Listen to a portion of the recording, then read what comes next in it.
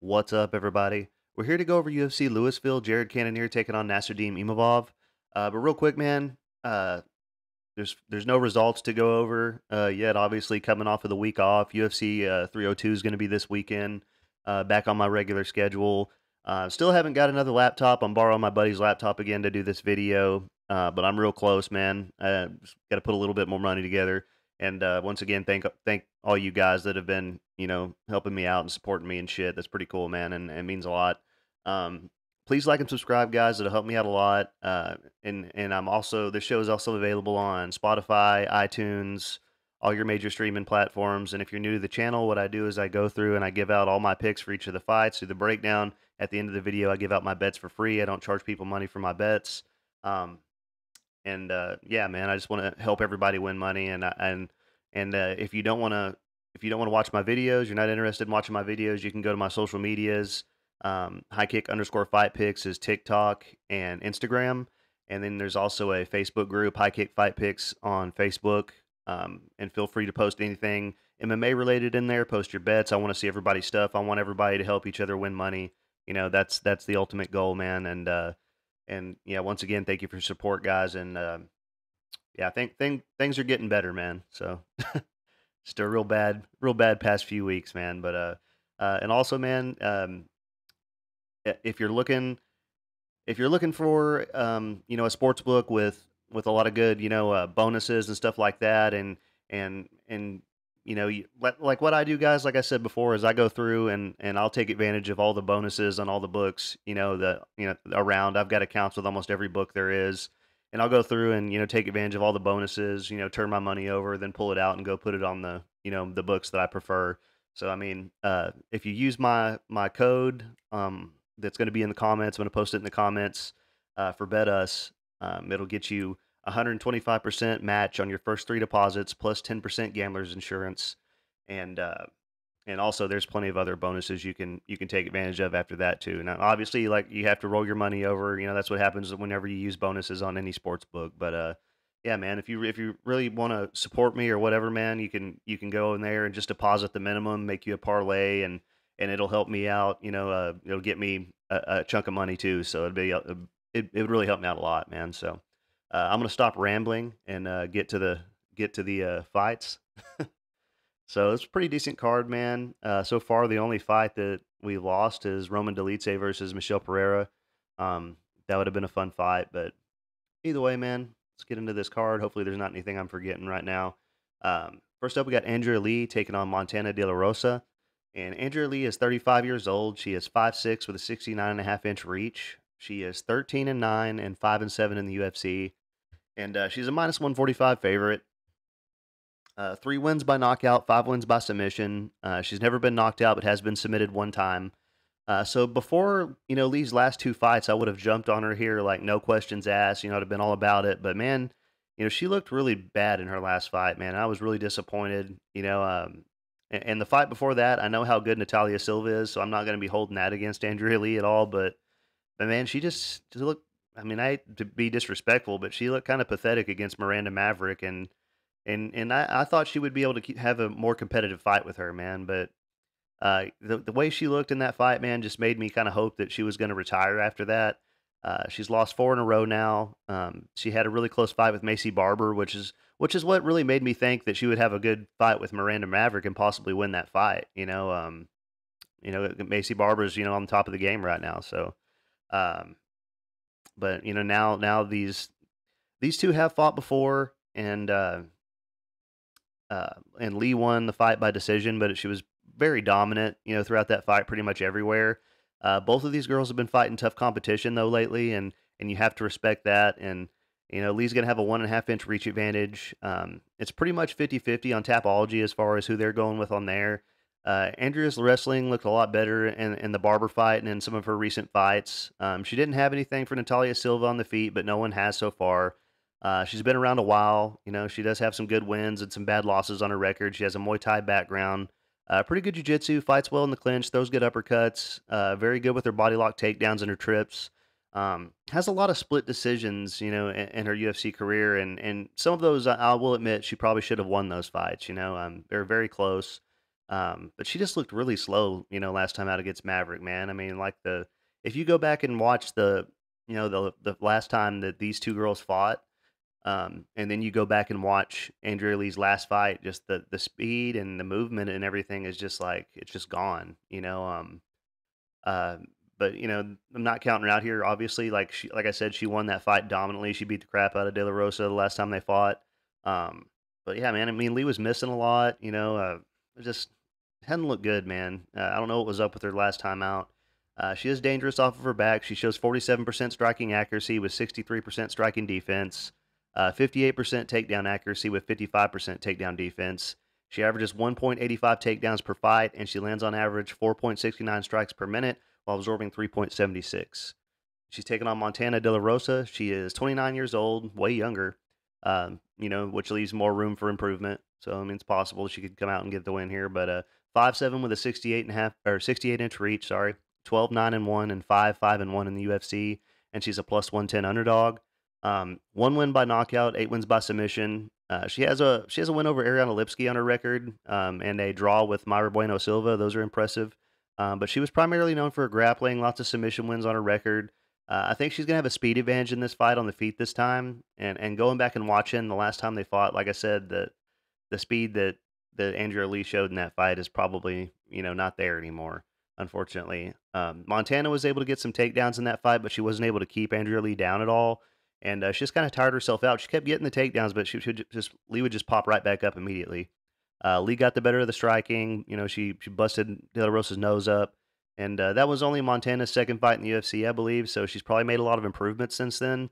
It's a tough fight to pick at this point, man. You know, the first time Lee was dominant, and I don't know, man. It's hard to go with De La Rosa after watching the way Lee beat her down the first time they fought. You know, even if she has made a lot of improvements. Um, Montana shows 37% striking accuracy with 44% striking defense, 31% takedown accuracy with 65% takedown defense. She averages 1.71 takedowns per fight and lands on average 2.70 strikes per minute while absorbing 3.21. And you know, I thought I was going to go with De La Rosa originally, man, but like I said, after rewatching the last time they fought, I don't think I can pick her here. Um, I don't really want to pick Lee either. You know, I don't think I'll be betting on this fight at all. I don't think I'll include it on anything. I think Lee's going to have the better striking, while you know De La Rosa may have a speed advantage. But I think the numbers are all better on Lee's side, pretty much, except for the takedown defense. But they both seem to show pretty crappy takedown defense. But I do think that Andrea Lee's wrestling is actually better than you know the girl who's known for her grappling. I think you know Andrea Lee's more likely to get takedowns than De La Rosa is. So I'll take Lee to win by decision. I mean, if I guess if you were gonna, you know, bet on this fight, it would probably be smart to take the value on the underdog. But I don't know. I'm just gonna stay away from it, and I'll take Lee to win by decision, or maybe you know hit the props on this one. You know, fight starts round two, or fight goes the distance. You know, that'd probably be another good way to attack it there. Next up, we got Daniel Marcos taking on John Castaneda, and this should be a very entertaining fight, man. I'm a big fan of both these guys. Um, and unfortunately for Marco, I'll talk about that in a minute. Daniel Marcos is 31 years old. He's 5'7" with a 69-inch reach. He is 15-0 and 2-0-1 in the UFC, and a minus 150 favorite. 8 wins by knockout, no wins by submission. Coming off a no contest where he was dominating that fight, and his opponent kind of saw an easy way out and took it. You know, we've seen a lot of that here lately in the UFC. You know, luckily it was a no contest, and they didn't you know disqualify him like they did Perry Rodriguez, you know, a week ago or whenever that was. But yeah, man, I like this guy, man. He beat a tough guy in Davy Grant already in his short career in the UFC. It was a close fight. I think you know Marcos won on damage because he busted Grant's nose up or whatever. But it was a close fight, but very competitive. He had a nice knockout before that. Amazing kickboxing, nice footwork and head movement. Went 6-0 as an amateur as well, so he's on a 21 fight win streak. And good power in his hands. Marcos throws good front kicks up the middle. He's landed those in his last three fights. Very fast. Seems to have good takedown defense so far, but we haven't seen him up against any like super high level wrestlers yet. Goes to the body a lot with his punches, good knees and elbows in close, in the clinch, and throws long combinations, uses his jab very well. Both these guys have the same reach, but or actually no, Castaneda's got a 2 inch reach advantage. Sorry, I guess I messed that up there. But Marcos is better at managing distance and using his range. I would say out of these two, but great counter striking, fights very patiently, doesn't make a lot of mistakes. Good defense, throws great calf kicks. Good at checking the kicks. What else? Uh, he's very good at what he does, man. He's good at using his feints to set up his strikes. Um, great fundamentals. Great head movement. If I didn't say that already, this fight will come down to if his takedown defense will hold up. I think because I think he's the better striker. I think he's going to win the battle on the feet. Mixes up his attacks real well. Works his way up from the legs to the body to the head. And those calf kicks are really going to play a factor in this fight as well because he's going to need to use those calf kicks to slow down Castaneda's footwork. He shows 51% striking accuracy with 67% striking defense, 50% takedown accuracy with 89% takedown defense, and he lands on average 5.75 strikes per minute while absorbing 4 strikes per minute, which I find that kind of hard to believe because it doesn't seem like he gets hit very much in his fights. But that may all be from the Davy Grant fight, being that he's only had 3 fights in the UFC. So John Castaneda is 32 years old. He is 5'6" with a 71 inch reach, and he is 21-6 and 4-2 in the UFC, and he's a plus 125 underdog. 7 wins by knockout, 7 wins by submission. He's never been submitted, but has been knocked out twice. He's a more well-rounded fighter. Probably has the advantage on the ground if he can get it there. Like I said, 2 inch reach advantage. Has had trouble making weight in the past, and he did gas out against Daniel Santos in that fight, and he got finished. But honestly, he's a really underrated fighter with a lot of good wins on his record, and hasn't really had a lot of easy fights yet in the UFC. His footwork looked great the last time out. He was using his stance switches to set up his strikes. Was going to the body a lot with his punches. Very good at moving around on the outside, moving laterally. Puts out a lot of volume. Great calf kicks as well. Great boxing. Was really digging those kicks to the body last time out, man. And he looked better than he ever had really last time out against a guy who was way taller and way bigger than him. He's going to want to use his wrestling in this fight, though, man, and that would be the safe way to go. Even though he does do a good job at kind of overwhelming guys with volume and stuff like that, but I'm not sure that's a good game plan against Marcos because Marcos is very accurate, very high level striker. So Castaneda's cardio seemed to be on point last time out. John shows 51% striking accuracy with 56% striking defense, 38% takedown accuracy with 71% takedown defense. Averages 1.92 takedowns per 15 minutes, and he lands on average, lands and absorbs about the same amount of strikes per minute at 4.79 and 4.99. I'm going to be going with Marcos to win this fight. I think he's going to win the striking battle and stuff the takedowns and end up getting a decision victory here. Next up, we got Charles Ratchik taking on Carlos Prates. And Ratchik is 33 years old. He is coming up on 34, man. He's a lot older than I thought he was. Not a lot of experience for a guy that age, that just got into the UFC. Coming up on 34, 5'9" with a 72-inch reach, 9-3 and 2-0 in the UFC. He's a plus 145 underdog. He looked terrible in his debut against Blood Diamond, and then he destroyed Gilbert Urbina last time out and showed off his huge power and cost me some money in the process, man. But 4 wins by knockout, 2 wins by submission. Never been submitted, but was knocked out once. The cardio is a worry for me with him because that was the thing in his debut, man. He gassed himself out trying to take down a kickboxer and was just holding on to him the whole time. And I could see that happening again here, But Urbina didn't really look like he wanted to be there even before the fight started. Charles is a very muscular, strong guy, which may be why he got tired in his first fight as well. And this is kind of the same thing. He's fighting another kickboxer here, and I could see him constantly shooting takedowns and tired himself out and getting finished late here. Um, he's got a nasty left hook. That's his best punch. Big power. Uses his jab pretty well. He stays moving forward. Uses good pressure. I don't think his wrestling is going to be good enough to get the fight to the ground here. And while he does possibly have a power advantage, maybe, he's fighting a high level kickboxer here, so he's not going to stay in the striking with Carlos. So And Carlos Prates is 30 years old. He is 6'1" with a 78-inch reach. He is 18-6 and 1-0 in the UFC, and he's a minus 175 favorite. 13 wins by knockout, 3 wins by submission. Um, all but one of his losses have been by finish. That's something to consider, but he is on an 8-fight win streak, 7 knockouts in a row now.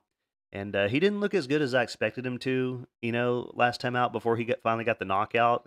Giles was kind of winning that fight up to that point, honestly. But Giles is an underrated fighter, in my opinion as well. But um, Freitas is going to have a 6-inch reach advantage. He's the more technical striker here for sure. Throws a wider variety of attacks, mixes in the kicks and the knees and the elbows. More than Ratchet does. Ratchet really just sticks to the hands, so um, doesn't really give his opponents much to think about there. Um, Prentice has got big power himself, and he's had more knockouts, more experience, and he's fought the tougher competition. Had over 100 Muay Thai fights. He's good at using his length. He throws his knees like almost like an uppercut, man. He's very dangerous with those, and he's good at digging them to the chin and to the body, and he hurts guys with those a lot. He's got a nasty straight left hand, great counter striking. I'm going with Carlos to win this fight. I'm going to take him to win by knockout. He's a more skilled striker, and I think his takedown defense will hold up here. So I'm going to say he wins by knockout, round 2, possibly round 3. Running out of breath. Next up, we got Thiago Moises taking on Ludovic Klein. Uh, Moises is 29 years old. He is 5'9" with a 70.5-inch reach. He is 18-7 and 7-5 in the UFC, and he's a minus 105. 4 wins by knockout, 8 wins by submission. High-level jiu-jitsu guy. His striking has gotten a lot better as well. He's only lost to really tough competition. And this is a tricky fight here. Klein would be dumb to engage, Moises on the ground like he has in some of his, latest fights. He's been wrestling a lot. Thiago looked great last time out, but that was against a guy, making his debut. Nasty calf kicks, great double legs and single legs and trip takedowns. Very heavy top pressure. Great ground and pound. Good at flowing from position to position. Good at backpacking guys. One thing here is in the past we've seen Klein taken down sometimes, so I do think that Moises' strengths are kind of Klein's weaknesses and vice versa. Klein has the way better striking. Uh, you know, Moises, Moises does have the better cardio, most likely, in my opinion, especially when it comes to the wrestling and the grappling for 3 rounds. And if Moises can implement his game plan and make Klein work, he could get a submission, late submission victory here. Moises shows 40% striking accuracy with 55% striking defense, 44% takedown accuracy with 57% takedown defense. You would think he would have better takedown defense than that. He averages 1.64 takedowns per 15 minutes, and he lands on average 1.31 submission attempts per 15 minutes. And he lands on average 2.47 strikes per minute while absorbing 4.19. Not good numbers there at all. He's taking on Ludovic Klein. He is 29 years old. He is 5'7" with a 72.5-inch reach. He is 21, 4-1, and 5-2-1 in the UFC, and he's a minus 115, slight favorite. 9 wins by knockout, 8 wins by submission. And so he's been on a good run since going back up to 155 pounds, outside of the fact that he got his ass kicked by Jai Herbert, but he was able to get a draw in that fight because a point was taken or whatever. But he's had some impressive wins, has a kickboxing background, high-level striking, lots of head kick knockouts on his record. His kicks are some of his best weapons, very short and stocky and strong. He's going to have a 2-inch reach advantage. And he showed his wrestling in some of his more recent fights. He's been working hard on that, you can tell. But he's not going to want to play that game with Moises, like I said. And Klein's a more technical striker, has a power advantage on the feet. He throws great combinations, great knees and elbows in the clinch. Very fast, great footwork, very athletic and explosive. Mixes up his attacks to all levels, man. And this is a fight, man. If Klein can keep it on the feet, it's his fight all day. I understand why the line is so close because I do think Moises has a good chance at getting this fight to the ground and just keeping Klein down the whole time. Klein shows 56% striking accuracy with 53% striking defense, 48% takedown accuracy with 83% takedown defense. He averages 1.77 takedowns per 15 minutes, and he lands on average 3.96 strikes per minute while absorbing 3.74. This is a tough one for me, man. I've been kind of going back and forth with myself on it. Um, I guess I'm gonna go with Klein. The prices are good either way here, so I wouldn't blame anybody for taking Moises, but I guess I'll take Klein to win this fight by knockout. We've seen Moises knocked out before, by Joe Alvarez and Benoit Saint Denis. So, um, yeah, I'll take Klein to win by knockout, round two. Next up, we got Brad Katona taking on Jesse Butler, and Brad Katona is 32 years old. He is 5'6" with a 64.5-inch reach. He is 13-3 and 3-3 in the UFC, and he's a minus 550 favorite. He was a big favorite last time out as well, and didn't come through. So keep that in mind. And he's very well rounded. His fight with Cody Gibson was one of the funnest fights I've ever seen. That's the fight that I picked for fight of the year last year. Um, and one win by knockout, three wins by submission. Good boxing, but not a big finisher, obviously. Never been finished. He's fought the tougher competition. He has good wrestling. He has a win over Bryce Mitchell by submission, which is impressive, even though it was early in Mitchell's career. Good in and out movement. Uses his jab well. He's going to be at a big height and reach disadvantage here. Has a really nice left hook. He's good at kind of coming in at a weird angle and throwing that left hook over the guard. He lands it off of the clinch a lot as well on the break. Good at using his feints. Very strong with his body lock. It's an interesting matchup, man, because Katona's fighting somebody here who has fought all the way up at lightweight. And we just don't know what Butler's going to look like. Down two weight classes. Katona has fought the tougher competition. If I didn't say that already, he's good at wearing guys down and taking over late in the fights. He has the better skills all around, honestly. But will Butler be too tall for him to get the takedowns or too big? And I mean, Katona does have nice trip takedowns. I just sometimes you pick a fight, man, and then when you see the guys in the cage together, you kind of feel dumb because you know the guy's just too small to get to use his skills against somebody that's way bigger than him. I don't know if this will be the case here, but it's always a possibility, so it makes me wary. I'm betting on this fight. Katona shows 50% striking accuracy with 48% striking defense, 27% takedown accuracy with 53% takedown defense. Averages 1.1.5 takedowns per fight and lands on average 4.71 strikes per minute while absorbing 4.98. He's taken on Jesse Butler. He is 32 years old. He's 5'10 with a 73-inch reach. He is 12-5 and 0-1 in the UFC. He's a plus 400 underdog. 8.5-inch reach advantage, guys. 4 inches of height. One win by knockout, 8 wins by submission. Never, he's never been submitted, but he has been knocked out twice. Had a really long amateur career as well. Dangerous jiu-jitsu, man, but doesn't really have any impressive wins on his record and hasn't fought a lot of tough competition. And we saw how easily Jim Miller was able to put him away in that fight. Bad striking defense. Katona has the better boxing outside of the big reach advantage. If Katona can't get around the reach, he's going to be in trouble.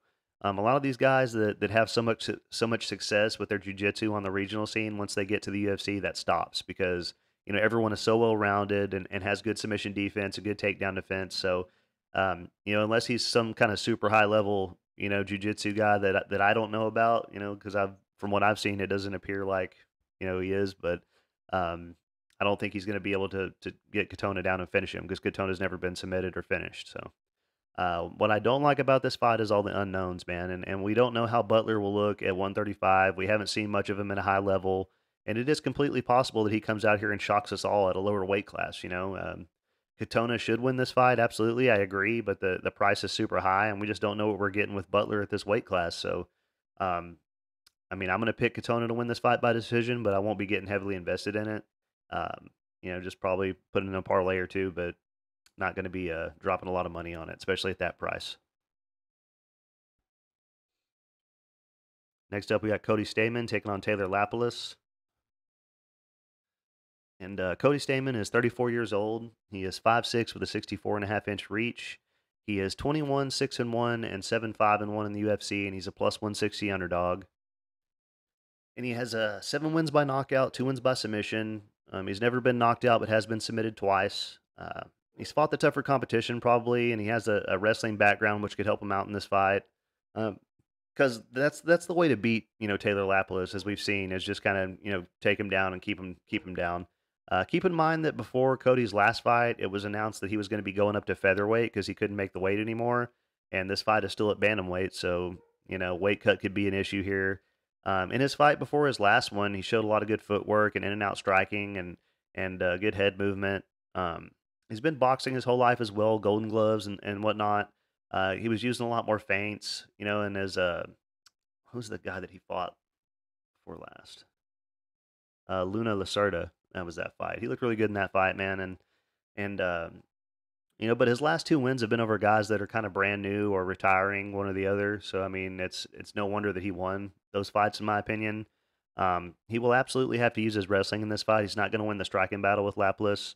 Um, you know, he's going to be at a big reach disadvantage here. Lapilus is going to have a big reach advantage on him. Uh, and it's just against lesser fighters that we've seen Cody hasn't had that much success with his wrestling. You know, like he wasn't having a whole lot of success with his wrestling against Douglas Silva de Andrade either. And well, that doesn't bode well for him getting takedowns in this fight either against Lapilus, because Lapilus does have decent takedown defense. Um, you know, he's only been getting taken down by legit, you know, the Bosserat, you know, brothers. So uh, Cody has great cardio, though. He shows 48% striking accuracy, 63% striking defense, 40% takedown accuracy with 76% takedown defense. Averages 2.34 takedowns per 15 minutes, and he lands on average 4.39 strikes per minute while absorbing 3.63. He's taking on Taylor Lapilus. He is 32 years old. He is 5'6" with a 73-inch reach. He is 19-4 and 4-2 in the UFC, and he's a minus 195 favorite. 4 wins by knockout, 6 wins by submission. Never been finished. Very talented striker. Really nice kicks. Um, and like I said, the takedown defense isn't all that terrible, you know, for the most part. He's going to have an 8.5-inch reach advantage here. This is going to play a big factor in this fight. It's his fight on the feet all day. Great counter striking. He went 3-1 in the UFC back in the day, back in 2015 and 16. Not sure why he left, and then came back and got a win over Callan Lauren, and then he went and then he lost to Farid Basharat, wasn't it, or was it the other one? Yeah, Farid Basharat last time out. It wasn't like he got the shit kicked out of him or anything. You know, it was just kind of got outclassed there. You know, but yeah, I mean, he in his time away from the UFC, he went 7-1 with a knockout of Nate Maness being one of those wins. He has good dirty boxing in the clinch, great kickboxing type style striking. Fights well from both stances. He's a sniper, very technical and accurate. Good at using his lead hand to keep guys off of him, winning the lead hand battle. Very fast, throws nice straight shots down the middle, great elbows and knees in close, and I think he has the advantage in the striking and the power advantage in this fight. You know, all day. Throws great combinations, nice kicks to all levels. He's good at getting back to his feet when he's taken down, and good at doing damage while guys are constantly trying to take him down. That's kind of how he won the fight with Lauren. You know, guys constantly shooting on him, not doing anything, and he's just landing elbows and little shots here and there, and just winning the fight, edging the fight out that way, I guess. Um, you know, he lost to Bosserat, but we know how good the Bosserat brothers are. Lapilus shows 47% striking accuracy with 61% striking defense, 40% takedown accuracy with 78% takedown defense. He lands on average 3.91 strikes per minute while absorbing 2.37, and he has a 0.37 across the board on takedowns per fight, submissions per 15 minutes, and knockdowns. So I'm gonna be taking Lapis to win this fight. I'm taking the win by decision. I think he's gonna win the fight on damage. Cody's gonna be trying to take him down and probably not. He might have success early with his takedowns, but I think Lapis wins. You know, rounds 2 and 3 for sure.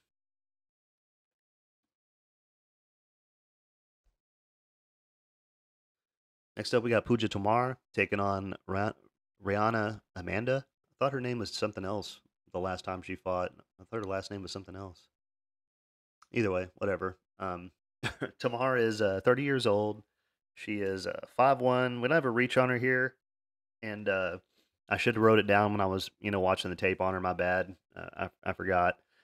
She's 8-4, and this is going to be her UFC debut. And and I got this line. I wrote the same. Let me check real quick because I wrote the same odds down for her and her opponent, so that's not right.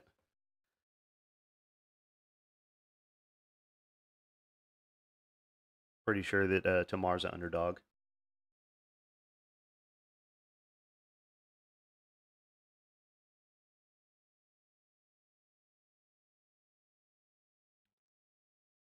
Sorry, dude. Sorry.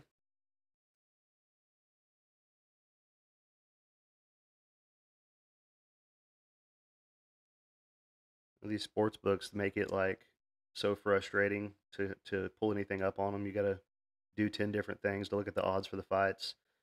She is. hmm, They don't even have it on Bovada.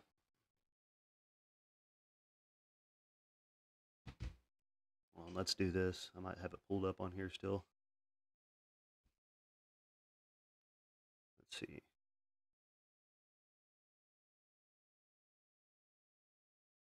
Huh. I don't even know where I got those odds from because I can't find the odds for this fight anywhere. So either way, I'm pretty sure that Rihanna Amanda is the favorite and Tamar's the underdog. And I'll admit that I didn't know anything about Tamar coming into this, and before doing my research for this fight. I think she's the first female fighter from India to be in the UFC, so I'm rooting for her. Hopefully she wins. Well, not really because I'm gonna be betting against her, but how skilled is she? All of her losses have been by finish, one knockout, three submissions, so she has a clear weakness there on the ground. Um, as far as her wins, she has six knockouts and no submission wins, so she must hit pretty hard. She went 1-3 in one fighting championship. It's kind of early in her career, to be in one fighting championship. That's a bigger organization. One of those fights was a Muay Thai fight, so she's kind of competed in striking as well. So right off the bat, not seeing a lot that I like here just on paper. And going back to her last loss, in one fighting championship, she made a lot of mistakes, man. She gave up her back. She was turning into her opponent and exposing her back, and basically ended up getting out grappled by a Muay Thai fighter, which is not a really good look. Not the most technical striking. Kind of tends to load up on her shots. Hasn't really fought a lot of good competition yet. I guess her last win was over an 8-2 opponent. I think she was a Russian, lady. Probably her best win yet, but I don't know, man. She does have big power and good cardio. She fights very aggressively. She's fought, more than 3 rounds before because she had a belt in the last organization she was in. Um, but overall, I don't know that I see a whole lot that tells me she's going to be able to win this fight here, honestly. And both of these, I'll talk about that in a minute. But Amanda is 5'2" with a 62-inch reach. She is 29 years old.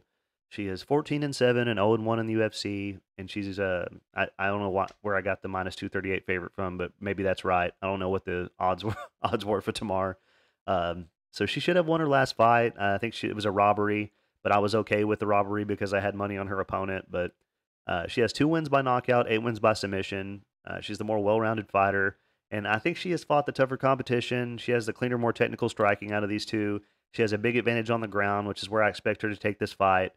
She has a really dangerous armbar. A lot of wins with that. Both of them are kind of small for the weight class. I know Amanda has fought at atom weight, before in the past.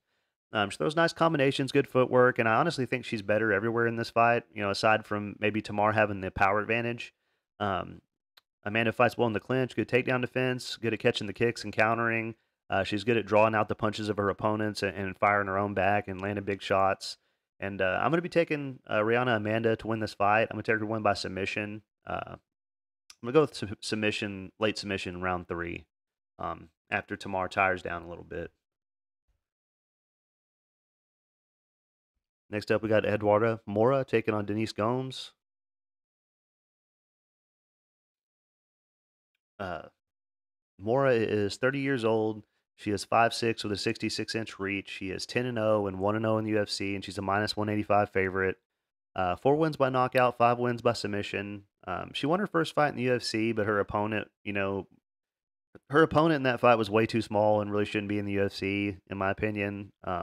She belongs at a smaller weight class. She was way bigger than that girl. And she missed weight big time for that fight by a lot. She came in at 119, so that could also play a factor here in this fight as well. But she's very tall. She's going to have a 3-inch reach advantage, tall for the weight class anyway. She's very good everywhere. Hasn't fought any tough competition yet though, and it's completely possible that Denise Gomes comes out here and knocks her out. It's possible, but I do think that Mora has the advantages on the ground, and honestly probably better everywhere from what I've seen outside of Gomes having the big power advantage. As long as she can avoid the big crazy shots of Gomes, early, I think she'll be all right. I don't know. I'm kind of tempted to pick Gomes just because the level of competition that Mora has faced, has been terrible so far. But if she does what she does and gets the fight to the ground, Gomes won't be able to knock her out. So Also, all but two of her wins have been first round finishes. She's only gone to a decision once, so we also have to try to consider that, man. You know, you never know; she could gas out after the first round, but um, so we don't know how she's going to look in the third round. She's never been there. She's been to a second round, but she is more well rounded than Denise Gomes, I think. Um, and Denise Gomes is 24 years old, 5'2" with a 63-inch reach. She is 8-3 and 2-2 in the UFC, and she's a plus 155 underdog. 6 wins by knockout, no wins by submission. Never been submitted, but was knocked out once. And she does have the more impressive wins on her record. She's fought the tougher competition, big power. Doesn't have the most technical striking. Loads up on all of her shots. Does tend to slow down late in the fight as well, man. And but I mean, right here to keep it plain and simple is kind of outside of a quick early knockout. I think the more skilled fighter, in Moura should prevail here. But Gomes has knocked out better fighters than her before, so she knocked out Uruguay. No one expected that, so you never know what could happen. But I'm going to take Moura to win this fight by decision, or possibly late submission, third round submission. Next up, we got Raul Rosas Jr. taking on Ricky Turcios. This is one that we was supposed to happen a couple times already, and my opinion hasn't changed on it. This is not one that I'm going to be betting on.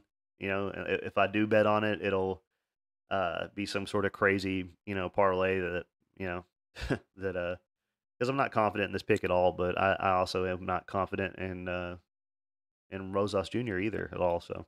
Um, Rosas Jr. is 19 years old, coming up on 20, 5'9" with a 67-inch reach. He is 8-1 and 2-1 in the UFC, and he's a minus 275 favorite. 2 wins by knockout, 5 wins by submission. I'm not one of those people that is really high on him. I picked Rodriguez to beat him, and it paid off. And other than that, he's only beat guys that never could get a win in the UFC. So I don't understand what all the confidence is. He is really good at what he does, but great wrestling and submissions. Really good at transitioning to the back from a lot of different positions. Doesn't have good striking really at all.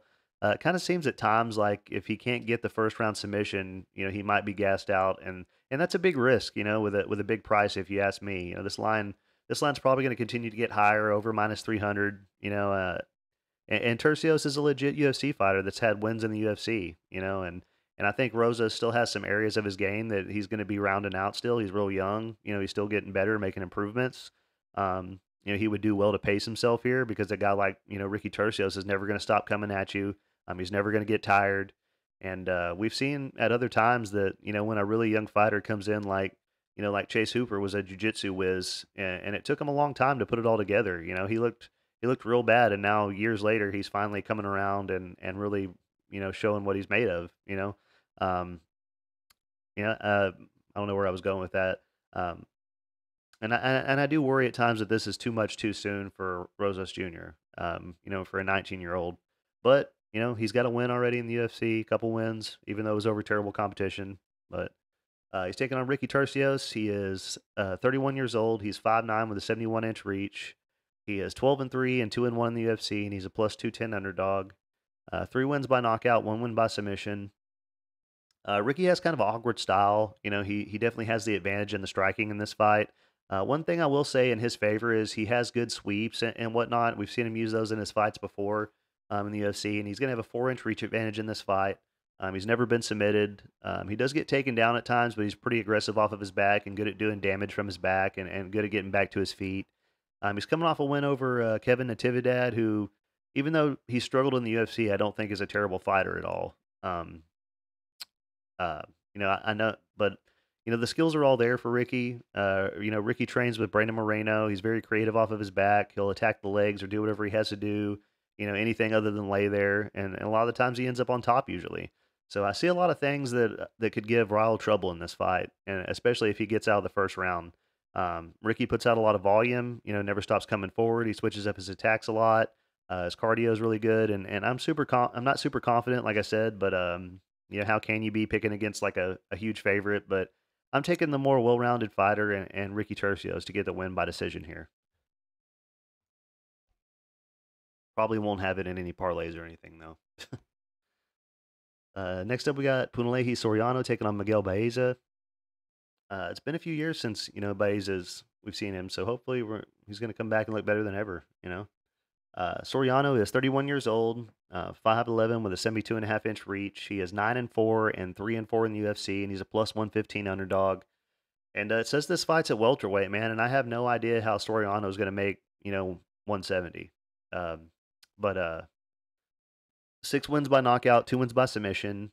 He has big power early in his fights, but he's notorious for gassing out and kind of loaded up on all of his shots till he gets tired. And he just lost to one of the worst guys the UFC has to offer. The last time out. Um, I mean, I always want to see Soriano win. I like his style. I like how crazy he is. I like the big knockouts, but he just kind of finds ways to lose, man. And we saw the holes in his grappling last time out as well. And in my opinion, those same weaknesses he had up a weight class might be worse coming down a weight class because I think the guys down at 170 have better cardio and are better grapplers and faster as well.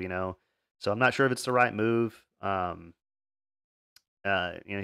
fighting a guy here who has been knocked out in his last 2 fights, so maybe it's a good matchup for him. But Soriano shows 45% striking accuracy with 48% striking defense, 40% takedown accuracy with 33% takedown defense. He averages 1 knockdown per fight, just under 1 takedown per fight, and he lands on average 3.96 strikes per minute while absorbing 4.55. He's taking on Miguel Baeza. He is 31 years old, 6'2", with a 74.5-inch reach. He is 10-3 and 3-3 in the UFC, and he's a minus 140 favorite. 7 wins by knockout, 1 win by submission. He's been competing in a lot of grappling tournaments here lately. I think he did the smart thing. He took some time off. It's been 2 years after being knocked out a few times. He's going to have a 2-inch reach advantage. He's a good striker. I think he's the better striker out of these two, more technical. Throws the cleaner, straighter punches, nasty right hand, great calf kicks, good at using his reach. Very fast. He's gonna have the speed advantage. Likes to set up his high kick by throwing the low kicks. He'll throw a couple low kicks, slap you with those in the leg, and then go up top. He did that against. It was his first fight in the UFC. I don't remember what that guy's name was. Was it Aldana or I don't know. Who cares? Um, yeah, but in his debut, he also kind of hurt that guy with leg kicks. That was what led to him getting the win in that fight. And then got the finish. And I think he has the advantage on the ground here as well. Probably really everywhere aside from maybe power. Soriano early's got big power. He throws nice front kicks up the middle. Very creative with the combinations he throws. The fight he had with Chaos Williams, he was using good lateral movement. He was doing well. He was kind of winning the exchanges up until he finally got caught in the third round. He has all the skills. He's dangerous on the ground, even though we haven't got to see much of it yet. And that could be key to him winning this fight. So I think he's probably planning to, since he's been competing in grappling tournaments. He's going to probably take Soriano down. He's shown good double legs before in the UFC. 49% striking accuracy with 54% striking defense. 29% takedown accuracy with 100% takedown defense. And he averages 1.10 knockdowns per 15 minutes, 1.77 submission attempts per 15 minutes, and he lands on average 4.80 strikes per minute while absorbing 5.10.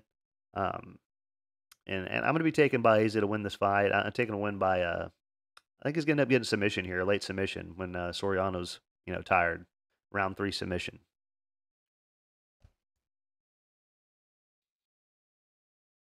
Next up, we got Bruno Ferriera taking on Dustin Stoltzfus, the guy that Soriano lost to last time out.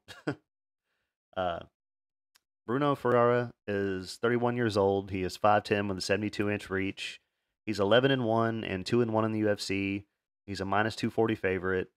Short, stocky, and powerful. I think he can make 170 if he wanted. All of his wins have been by finish: 8 knockouts, 3 submissions.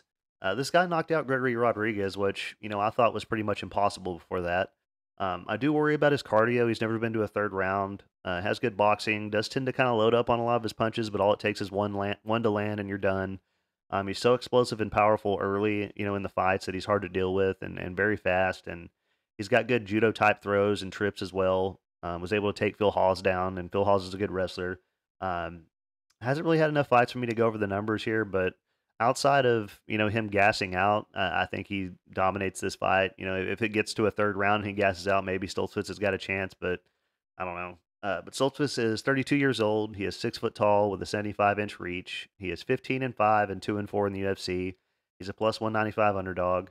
And like I said, the only way he wins this fight is if he survives and until Ferreira gasses out and then gets a late finish. But I don't know that he can finish Ferreira. I don't see any advantages for Dustin here in this fight. Um, so I think even if he does gas out in the third round, stoltzfus won't be able to finish him, and Ferreira will win the decision. But I'm going to take Ferreira to win by knockout round one. We've seen stoltzfus knocked out before, very quickly by Magomedov and submitted by Gerald Mearshark and Rodolfo Vieira. So he's been finished quite a few times in the UFC, and I think Ferrara is going to win by knockout round one. Next up, we got Julian Marquez taking on Zach Reese. This is another tricky fight. Julian Marquez is 34 years old. He is 6'2" with a 72-inch reach. He is 9-4 and 3-3 in the UFC. He's a plus 110 underdog. 5 wins by knockout, 4 wins by submission. He's taken a year off after his knockout loss. He's fought the tougher competition. He has big power. He's well-rounded. All his wins have been by finish. Doesn't have a lot of impressive wins on his record, so far. But this is this is kind of a step down in competition for him, and a big step up for Reese. And Reese just lost to one of the worst fighters the UFC has to offer, Cody Brundage, very quickly. And I think Marquez has the power advantage on the feet. Really strong, good chokes, anaconda chokes for sure. And this isn't a guy that Reese is going to be able to just go out there and get a quick finish like he has in all of his fights. Marquez has never been submitted. Reese is very dangerous off of his back. Marquez has never landed a takedown in the UFC, so it's mostly going to play out on the feet.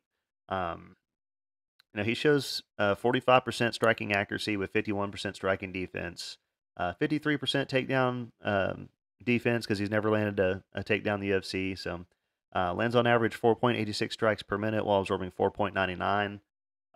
Not a big, not very confident in this fight either way, honestly. And Zachary Reese is 30 years old. He is 6'4" with a 77-inch reach. He is 6-1 and 0-1 in the UFC, and he's a minus 130 favorite. 5-inch reach advantage, 4 wins by knockout, 2 wins by submission. All of his wins have been quick first-round finishes. So how good is his cardio? We don't know. Hasn't won over any tough competition either. I would rather see Reese win this fight. He's from Texas. I want him to win, but I'm not sure based on what I've seen so far that he's got this in the bag. He's dangerous off of his back, but Marquez has never been submitted.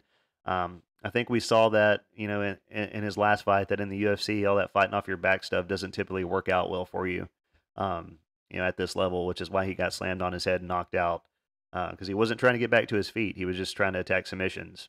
But I've just seen so little of him, that, even in the fights that he's had, that I don't know if I can pick him here, man, against a guy who's won fights in the UFC, and way more experience. So I guess I'm going to take the underdog and Julian Marquez. I'm not going to be heavily invested in it at all. I think maybe he'll survive the first round, win the next 2 rounds, get a late knockout or submission. I want Reese to win, like I said, but I don't know. This will probably only be in like one parlay. I'll put Marquez in as underdog just to really boost the value on the big parlay in the end. So, and as far as Tapology, it's kind of split down the middle. Reese is slightly favored. I don't know. I just hadn't seen enough out of him yet at a high level to pick him here. Next up, we got Dominic Reyes taking on Dustin Jacoby. And Dominic Reyes is 34 years old. He is 6'4" with a 77-inch reach. He is 12-4 and 6-4 in the UFC. He's plus 165 underdog. 7 wins by knockout, 2 wins by submission. He's been knocked out 3 times in a row now. 4-fight losing streak. He's going to have a 1-inch reach advantage. And, man, his best bet will be to try to use his wrestling here because I think his chin may be gone, at this point, unfortunately. Which sucks because he was such a good fighter up until after the John Jones fight. I mean, he was undefeated up to that point.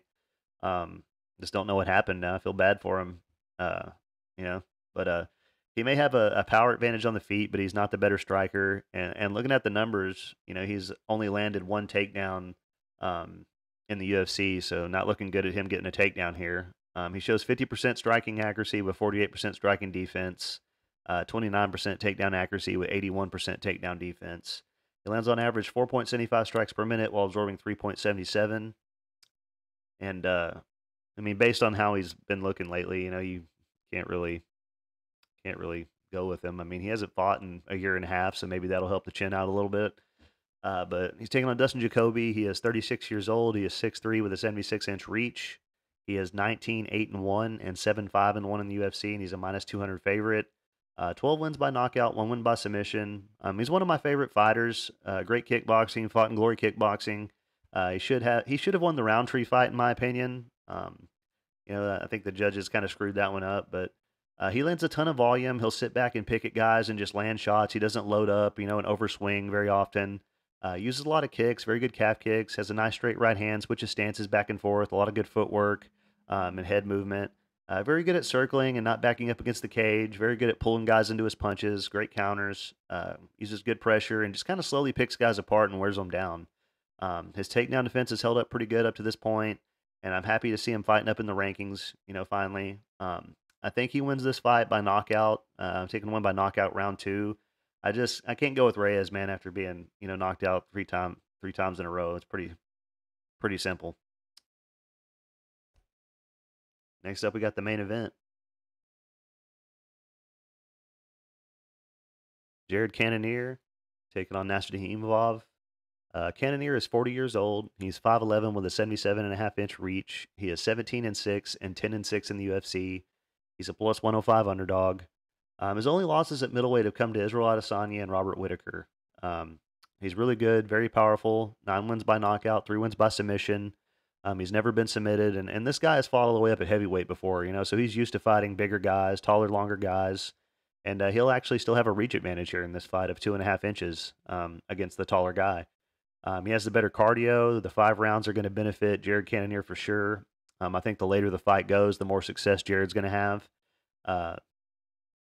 Because I mean, honestly, dude, and Imavov's cardio has looked like shit, in every 5 round fight that he's had. Cannonier has good defense, good basics. Nobody's out here knocking out Jared Cannonier. He was switching back and forth in his last fight, setting up his punches. Seems like he's still making improvements, this late into his career. Fights really well in the pocket, stays moving forward, nasty ground and pound, great knees in close, elbows as well. He looked good last time out, man. He had a little bit of a rough start at the first round, but then took over and was just beating the crap out of Vittori, the rest of the fight. And he shows 52% striking accuracy with 60% striking defense, 43% takedown accuracy with 63% takedown defense. He lands on average 4.68 strikes per minute while absorbing 4.13, and he averages half a takedown per 15 minutes. And he's taking on Nasruddin Imavov. He is 28 years old, 6'3" with a 75-inch reach. He is 13-4 and 5-2-1 in the UFC, or 13-4-1 and 5-2-1 in the UFC. He's a minus 125 favorite. 5 wins by knockout, 4 wins by submission, and I expect him to have some success early. He's very fast and athletic. If he looks for takedowns in this fight, he'll probably get really tired, and that'll really hurt him in this fight. He's faster, but I mean it's just it may be part of his plan to look for takedowns against Cannonier. I just don't know if it's a good idea for him. He has great footwork, great kickboxing, probably has a speed advantage early, uses good push kicks, switches stances. Cannonier will probably have to clinch and slow Imavov down early because Imavov does have great counter striking and he just slows down. You can see that how much he slows down even if you go back and watch his last fight. Of course, he did put a beating on Roman Dolite in the first round, so yeah, he definitely slowed down in the second. But man, they both looked like crap in the last fight. I don't know, man. It was a bad look both ways in that fight. Terrible. But he stays really light on his toes. He's very accurate. He's going to have a good first round, most likely. He's so fast, and I could see him. I could see him winning this fight, but I think he would have to knock out Jared, early, and nobody's really been doing that. So, Imavov shows 54% striking accuracy with 62% striking defense, 32% takedown accuracy with 77% takedown defense. Averages just under 1 takedown per fight, 1.49 submission attempts per fight, and lands on average 4.53 strikes per minute while absorbing 3.26. I'm going with the underdog here, Jared Cannonier. I'm curious if the line's going to get which way the line's going to go. But I do think that Cannonier is probably going to have a little bit of a rough start, but I think he's going to win the last 3 rounds of this fight and get a decision victory. Or, I mean, I don't think anybody's been finishing Imavov, have they? Let's check. I mean, Imavov's never been knocked out. He's only been submitted once. So yeah, I think Jared takes over, wins the last 3 rounds, and wins a decision. And that's it for my picks, guys. Sorry if I'm stumbling over my words. Just trying to get back in the swing of things and all this. And like I told y'all, in my last video, man, uh, I went from having, in the like last year, I bet I made like 15 to $18,000 profit, on betting on fights and throughout my time doing this channel. It was a really good year. And this year it's been back and forth, but I haven't really been losing that much money. It's more so I've been kind of breaking even here and there, but I've just been having to pull my money out, dude, for bills and everything else. I mean, things are just crappy right now, and I went from having 8 to 10 grand in my betting accounts to I'm getting down to my last like $1,500, and I just I couldn't bring myself to take it out to go get a new laptop because at that point starting over is tough. Once you're got down to nothing, it's hard to start over again. So, but hopefully I'll win some money on the 302 card, be back up. But all I've got is a bunch of small bets on this one. I don't have a whole lot of money invested in this card at all, and yeah, a bunch of small bets. So I have a 2 fight parlay that's Bruno Ferriera and Carlos Prates. That's plus 123. It's a half unit play. I got a small, quarter unit play on Daniel Marcos at minus 140. Got a 1 unit play on Dustin Jacoby at minus 185. And a small play on Taylor Lapilus. It's a half unit play at 165. And then I just have a small $100 bet on Jared Cannonier. So not a whole lot on this card, bunch of little stuff. You know, scared to get too heavily invested in anything right now because I'm so low on funds, but I'll bounce back, man. Hopefully things will be getting better soon, and hopefully I'll get that new laptop soon and be able to get back in the swing of things. So, I think that's it for me, guys. Appreciate you guys so much. Thank you for being here. Thank you for caring what I have to say. Please like and subscribe, and I'll talk to you guys later. Sorry, guys, I almost forgot to go over my parlays. I skipped them. So first up, I got a 4 fight parlay that's Ferriera, Prates, Jacoby, and Lapilus. That's a plus 419. And then to that, I added Daniel Marcos and Eduardo Moura, and that's a plus 1252. That's a 6 fight parlay. Give you a second to look at it. And then to that, I added Miguel Baeza and Louisville Klein. That's plus 4,233. It's an 8 fight parlay.